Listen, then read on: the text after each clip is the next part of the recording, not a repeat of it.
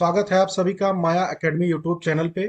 आज की डेट है 17 नवंबर 2022 और हम प्रीलिम एग्जामिनेशन से संबंधित अपने डेली करंट अफेयर्स की सीरीज को आगे बढ़ाएंगे।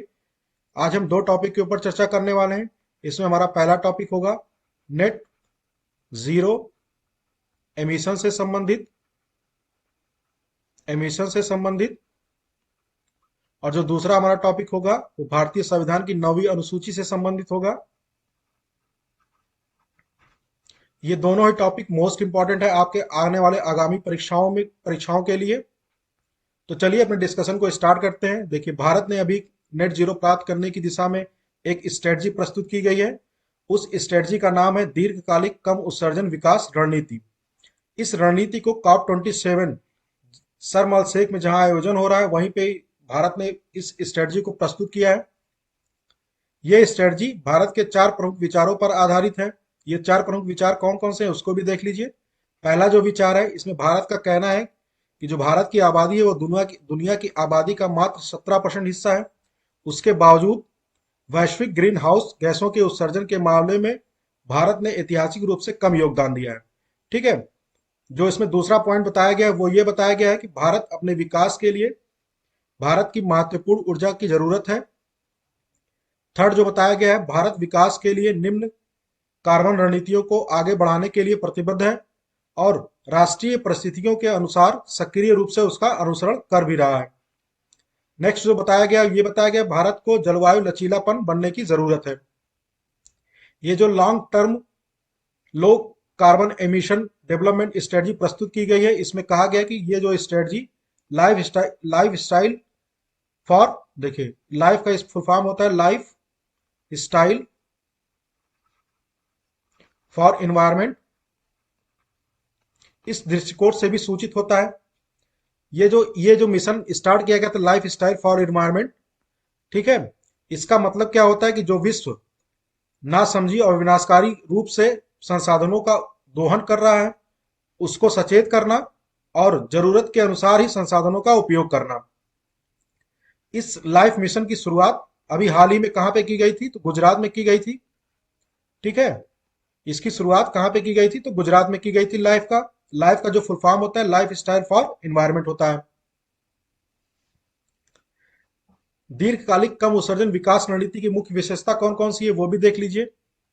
ये क्या होता है, यह रणनीति ऊर्जा सुरक्षा के संबंध में राष्ट्रीय संसाधनों के तर्कसंगत उपयोग पर ध्यान केंद्रित करेगी।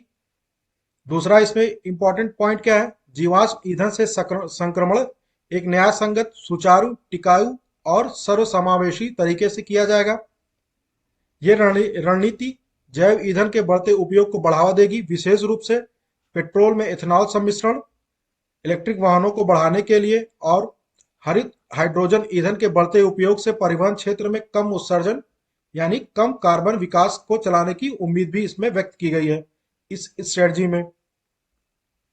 जो इसमें नेक्स्ट पॉइंट है ये है कि भारत 2025 तक 20% तक इलेक्ट्रिक वाहनों के उपयोग और एथेनॉल सम्मिश्रण को अधिकतम करने के लिए तथा यात्रियों और माल ढुलाई के लिए सार्वजनिक परिवहन में एक मजबूत मॉडल के बदलाव की भी इच्छा रखता है। निम्न आधार भविष्य के टिकाऊ और जलवायु लचीले शहरी विकास को स्मार्ट सिटी पहलों, मुख्य धारा के अनुकूल के लिए शहरों की एकीकृत योजना और ऊर्जा और संसाधन क्षमताएं बढ़ाने, प्रभावी हरित भवन कोड और नवीन ठोस और तरल अपशिष्ट प्रबंधन में तेजी से विकास द्वारा संचालित किया जाएगा। इस स्ट्रेटजी में यह बताया गया है। औद्योगिक क्षेत्र में क्या बताया गया कि औद्योगिक क्षेत्र में भारत आत्मनिर्भर भारत अभियान और मेक इन इंडिया के परिप्रेक्ष्य में जारी रखेगा। भारत पैट योजना, पैट का फुल फॉर्म क्या होता है, देखिए परफॉर्मेंस, अचीवमेंट और ट्रेड, ये जो योजना है, तथा राष्ट्रीय हाइड्रोजन मिशन, विद्युतीकरण में वृद्धि, सामग्री क्षमता में वृद्धि, रिसाइकलिंग और उत्सर्जन को कम करने के तरीके से ऊर्जा दक्षता में सुधार पर भी ध्यान केंद्रित करेगा। अब जान लेते हैं नेट जीरो एमिशन होता क्या है। देखिए, शून्य का मतलब आप समझ लीजिए क्या होता है। शून्य, देखिए शून्य कब प्राप्त किया जाता है, जब हम किसी संख्या में, मान लीजिए कोई संख्या 5 है, ठीक है, 5 कोई नंबर हम ऐड कर रहे हैं और उसमें से 5 नंबर हम इसमें माइनस कर दे रहे हैं, तो इसमें जो हमें टोटल प्राप्त होगा वो जीरो प्राप्त होगा। ठीक है। यही कहने का मतलब है कि जब उत्पादित ग्रीन हाउस गैसों की मात्रा और वातावरण से हटाई गई मात्रा के बीच संतुलन होता है, यानी जितनी मात्रा हम वातावरण में ऐड कर रहे हैं, ग्रीन हाउस गैस ऐड कर रहे हैं, उतना ही हम ग्रीन हाउस गैस उस इन्वायरमेंट से भी हटा रहे हैं। तो हमें जो प्राप्त होगा वो जीरो एमिशन प्राप्त होगा। ठीक है। नेट जीरो जो होता है ये कार्बन न्यूट्रलिटी को प्रदर्शित करता है, यानी कार्बन तटस्थता को प्रदर्शित करता है। इसका मतलब ये कतई नहीं होता है कि कोई देश अपने उत्सर्जन को क्या करेगा, शून्य तक कम करेगा, बल्कि यह एक ऐसी अवस्था है जिसमें किसी देश के उत्सर्जन की भरपाई वायुमंडल से ग्रीन हाउस गैसों के अवशोषण और निष्कासन द्वारा की जाती है। जैसे ये निष्कासन कैसे होगा, जैसे वनों जैसे अधिक कार्बन सिंक बनाकर उत्सर्जन के अवशोषण को बढ़ावा दिया जा सकता है, तथा वायुमंडल से गैसों को हटाने के लिए भविष्य की तकनीकों जैसे कार्बन कैप्चर और स्टोरेज की आवश्यकता होती है। ठीक है। तो ये हो गया हमारा नेट जीरो से संबंधित, नेट जीरो एमिशन होता क्या है। ये मोस्ट इंपॉर्टेंट टॉपिक है, इससे नेट जीरो से संबंधित एग्जाम में क्वेश्चन पूछा गया है और आने वाले एग्जाम में भी ये क्वेश्चन पूछा जाएगा। नेक्स्ट हमारा है, देखिए जब 2015 में पेरिस एग्रीमेंट हुआ था, पेरिस एग्रीमेंट हुआ था तो उसमें सभी देशों को यह बताना था कि वे अपनी अपनी अर्थव्यवस्था को राष्ट्रीय स्तर पर निर्धारित योगदान यानी एनडीसी, नेशनल डिटरमाइंड कंट्रीब्यूशन के लक्ष्य को कैसे प्राप्त करेंगे, तथा 2030 तक उत्सर्जन में 45% की कटौती कैसे कैसे करेंगे, तथा 2050 तक नेट जीरो एमिशन जैसे लक्ष्य को कैसे प्राप्त किया जाएगा। ये कब हुआ था, तो जब 2015 में पेरिस एग्रीमेंट समझौता ये जब हुआ था 2015 में। ठीक है। तो उसमें 70 से ज्यादा देशों ने सदी के मध्य तक यानी 2050 तक नेट जीरो होने का वादा किया है, जबकि भारत ने कॉप 26 में 2070 तक अपने उत्सर्जन को घटाकर शून्य शून्य शुद्ध शून्य लक्ष्य प्राप्त करने का वादा किया था। भारत का जो लक्ष्य है वो है 2070 तक। बाकी जो 70 से अधिक देश है उन्होंने जो अपना टारगेट रखा है वो 2050 तक रखा है नेट जीरो प्राप्त करने के लिए। नेक्स्ट हमारा टॉपिक है संविधान की 9वीं अनुसूची से संबंधित। ये अनुसूची अभी चर्चा का विषय क्यों है, क्योंकि अभी झारखंड विधानसभा ने दो विधेयकों को पारित किया है। ठीक है। वो दो विधेयक कौन कौन से हैं, झारखंड पद और सेवाओं में रिक्तियों का आरक्षण संशोधन विधेयक 2022 तथा झारखंड स्थानीय व्यक्ति विधेयक 2022 को मंजूरी प्रदान की है। ठीक है। ये जो पहला संशोधन है इसमें क्या किया गया है, इसमें जो अनुसूचित जाति का आरक्षण था वो 10% से बढ़ाकर कितना कर दिया गया है, 12% कर दिया गया है। वहीं ओबीसी का जो रिजर्वेशन था उसका कोटा 14% से बढ़ाकर 27% कर दिया गया है। वहीं अनुसूचित जनजाति का जो आरक्षण दिया गया था वो 28%, जबकि ईडब्ल्यूएस यानी इकोनॉमिक वीकर सेक्शन को जो आरक्षण दिया गया वो 10% दिया गया है। तो इससे क्या हुआ कि जो आरक्षण की सीमा थी वो 77% तक पहुंच गई, जबकि सुप्रीम कोर्ट का कहना था जब 1992 में इंदिरा साहनी केस आया था, इंदिरा साहनी जब वाद आया था तो सुप्रीम कोर्ट ने आरक्षण की सीमा जो मैक्सिमम निर्धारित की थी वो कितनी की थी, 50% की थी। जबकि झारखंड द्वारा जो ये जो विधेयक पारित किया गया है ये 77% तक सीमा पहुंच जाती है आरक्षण की। ठीक है। तो इसीलिए मुख्यमंत्री का कहना है झारखंड के कि ये जो बदलाव है ये तभी लागू होंगे जब केंद्र सरकार द्वारा इन्हें संविधान की 9वीं अनुसूची में शामिल कर दिया जाएगा। तो ये 9वीं अनुसूची होता क्या है इस पे हम डिस्कस करेंगे डिटेल से, जिससे एग्जाम में कोई भी पॉइंट छूटने ना पाए। आपको इस अगर इससे संबंधित कोई भी क्वेश्चन आता है तो उसको आसानी से सॉल्व कर सकते हैं। तो देखिए 9वीं अनुसूची क्या कहता है। 9वीं अनुसूची को प्रथम संविधान संशोधन अधिनियम द्वारा 1951 में जोड़ा गया था। इस सूची में केंद्रीय और राज्य कानूनों की एक सूची है जिसे अदालत में चुनौती नहीं दी जा सकती है। ठीक है। इस 9वीं अनुसूची में जो भी कानून डाले जाएंगे उसको अदालत में चुनौती नहीं दी जाएगी। जब यह संशोधन किया गया था तो उस टाइम इसमें 13 कानूनों को रखा गया था, जबकि वर्तमान में इसमें जो कानूनों की संख्या पहुंच गई वो कितनी पहुंच गई, 284 तक पहुंच गई है। इसीलिए झारखंड के मुख्यमंत्री का कहना है कि जो संशोधन किए गए हैं वो संविधान की 9वीं अनुसूची में डाल दिया जाए, जिससे इसको अदालत में चुनौती ना दी जा सके। ठीक है। इस इसमें जब संशोधन किया गया था तो अनुच्छेद 31 बी जोड़ा गया था, जिसे अनुच्छेद 31 ए के साथ सरकार द्वारा किसी सुधार से संबंधित कानूनों की रक्षा करने और जमींदारी प्रथा को समाप्त करने के लिए लाया गया था। जबकि 31 ए कानूनों के वर्गों की सुरक्षा प्रदान करता है। ठीक है, अनुच्छेद 31 ए कानूनों के वर्गों की सुरक्षा प्रदान करता है। अनुच्छेद 31 ए होता क्या है, ये देख लीजिए क्या होता है। अनुच्छेद 14 और अनुच्छेद 19 द्वारा जो मौलिक अधिकारों के उल्लंघन के आधार पे 5 श्रेणियों के कानूनों को चुनौती देने और अमान्य होने से बचाता है। कौन? अनुच्छेद 31 ए। ठीक है, ये 5 कानून कौन कौन से हैं? इसमें देखिए, पहला है राज्य द्वारा संपदा और संबंधित अधिकारों का अधिग्रहण। दूसरा है राज्य द्वारा संपत्तियों का प्रबंधन अपने हाथ में लेना। तीसरा है निगमों का एकीकरण यानी कॉरपोरेशन का एकीकरण। चौथा है निगमों के निदेशकों या शेयर धारकों के अधिकारों का शमन। पांचवा है खनन पट्टों की समाप्ति या संशोधन। इन पांचों कानूनों को संविधान के अनुच्छेद 31 ए के तहत छूट प्रदान की गई, यानी सुप्रीम कोर्ट इस पे जुडिशियल रिव्यू नहीं कर सकता है और ना ही इसको सुप्रीम कोर्ट में चुनौती दी जा सकती है। यह राज्य द्वारा निजी संपत्ति के अधिग्रहण और अधिग्रहण के मामले में अगर अधिग्रहण करता है तो उस मामले में उसकी गारंटी यानी जो मुआवजा होगा उसकी गारंटी भी इसमें प्रदान की गई है।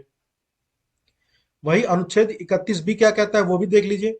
देखिए, 31 बी का जो दायरा है 31 ए से, अनुच्छेद 31 ए से ज्यादा है। क्यों? क्योंकि अनुच्छेद 31 बी जो क्या करता है, ये किसी भी कानून से सुरक्षा प्रदान करता है, मौलिक अधिकारों से भी मुक्ति करता है। जबकि 31 ए के अंदर क्या कहा गया था, केवल 5 कानूनों को छूट प्रदान की गई थी। ठीक है, 5 कानूनों को 5 कानूनों को छूट प्रदान की गई थी, जबकि 31 बी का दायरा 31 ए से ज्यादा व्यापक है। क्योंकि 9वीं अनुसूची में शामिल किसी भी कानून को मौलिक अधिकारों से मुक्ति प्रदान की गई है। यह किसी अधिनियम को असावधानिक ठहराया जाता है अगर और उसके बाद 9वीं अनुसूची के तहत रखा जाता है। ठीक है, तो इसे शुरू होने के बाद से इसका हिस्सा माना जाएगा।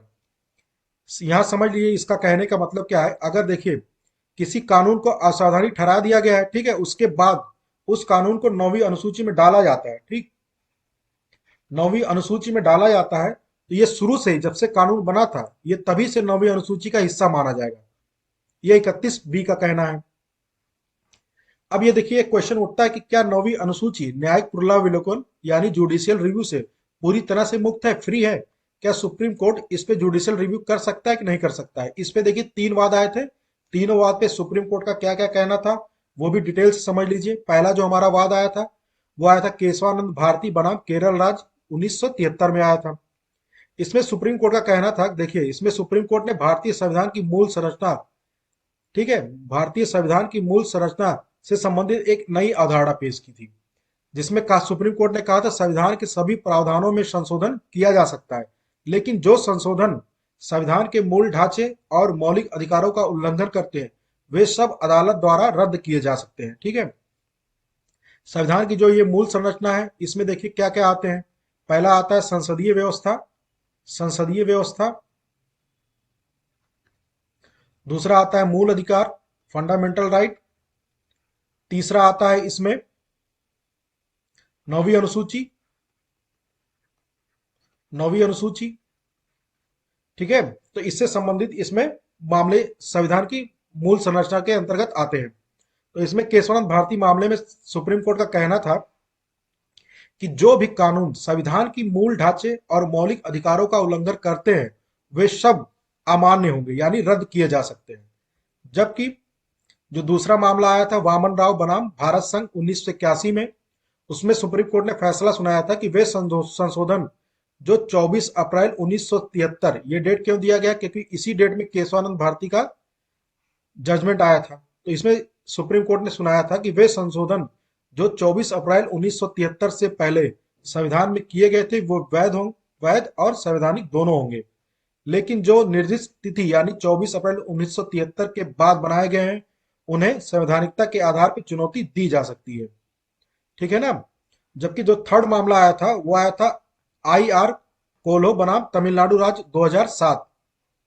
इसमें सुप्रीम कोर्ट ने क्या कहा था, सुप्रीम कोर्ट ने माना था कि किसी भी कानून का परीक्षण संविधान के अनुच्छेद 14, 19 और 21 के तहत किया जाना चाहिए। इसके बाद इस अदालत ने क्या कहा था?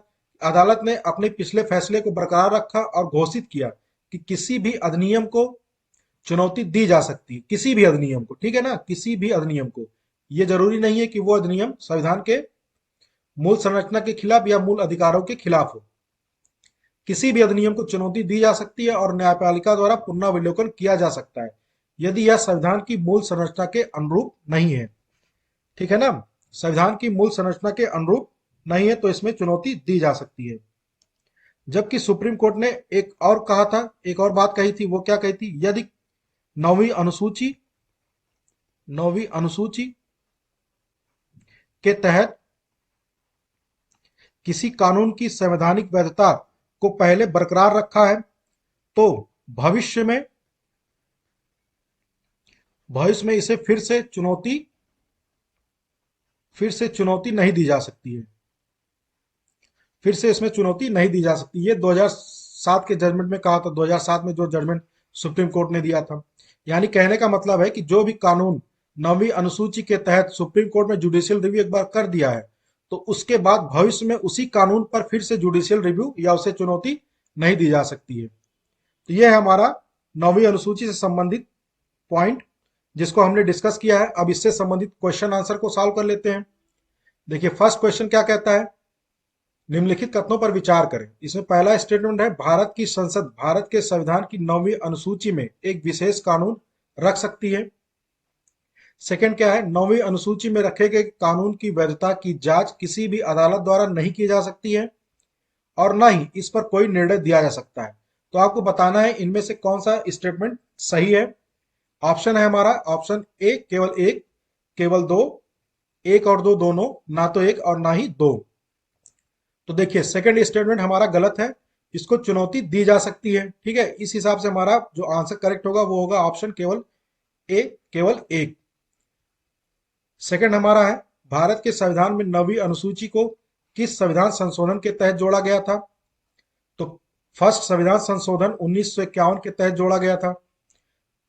सेकंड देखिए, दूसरा जो पूछा जा सकता है क्वेश्चन इसी से संबंधित, वो ये पूछा जा सकता है कि 9वीं अनुसूची जो जोड़ी गई थी तो उस समय भारत के प्रधानमंत्री कौन थे, किसके काल में 9वीं अनुसूची को जोड़ा गया था? तो हमारा आंसर होगा, जो हमारे प्रधानमंत्री थे, पीएम थे उस समय, वो थे पंडित जवाहरलाल नेहरू। जवाहरलाल नेहरू के समय में ये संविधान संशोधन किया गया था। पहला संविधान संशोधन 1951 में किया गया था। ठीक है, तो ये रहा हमारा आज का पूरा discussion. So thank you very much for watching my daily current affairs series. अगर आपको ये डेली करंट अफेयर्स का सीरीज पसंद आ रहा हो तो इसको एक बार लाइक, शेयर और सब्सक्राइब जरूर करें।